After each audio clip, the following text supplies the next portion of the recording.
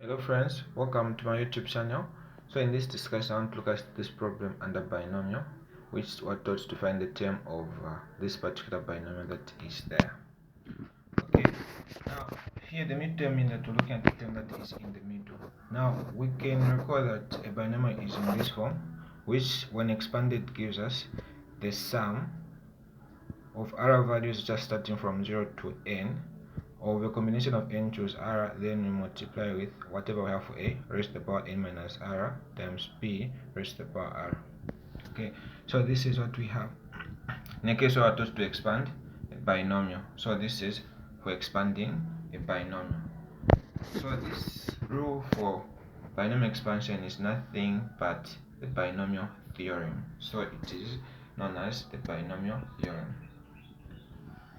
Okay, so now here what we have is the midterm we're looking for. So what will determine the midterm is the power for that particular binomial, which is the n value there, in our case which we have as 14. So to find the midterm we need to know what n is. So there are two cases. There are cases where n is odd, so it's an odd number, meaning it's not divisible by 2, and the second case is when n is even, so that it is divisible by 2. So all these obey different rules.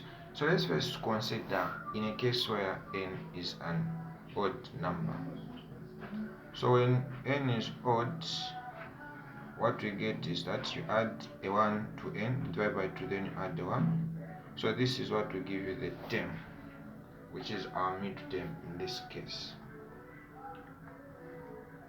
Then now we consider the one for when n is even. So we just divide n by 2, then we add a 1. So this is what will give us the term. So these are the two cases that you're supposed to use depending on the value of n. Then also the term is given as the r value plus a 1. Okay, so whatever term it is, to get r you simply add the 1. That's what gives you the term. Alright, so now we have 14 as n, which is even in this case, so mean that we're going to the second case. So said 14 divided by 2, we add a 1, so this is what gives us the term.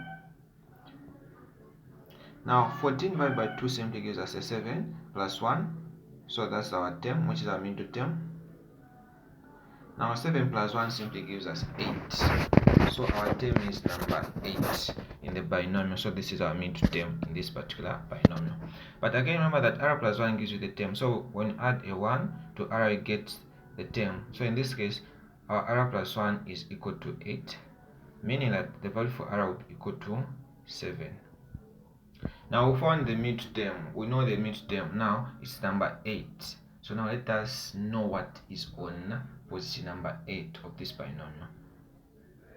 Okay, so we know to say, since r starts from 0, meaning that upon counting we reach out to say the position would be on, for r would be a 7 on the 8th position. So hence confirm that r is equals to 7. Now we're not considering the whole binomial in terms of expanding it. We're looking at a particular term. So we're going to use the formula for the general term, where we're not going to look at the sum, we're just going to look at what the general term gives us. So the general term, which is the term t subscript of r plus 1, is equals to n choose r, you multiply with a raised to the power n minus r, then b times r, b to the power r. So this is particularly looking at the term. Now this is 8th term, which is equal to n is 14, r is found to be 7, so it will be 14 to 7 to multiply with a, which is 1. A is 1, we raise to the power 14 minus 7, multiply with b, which is negative x squared over 2.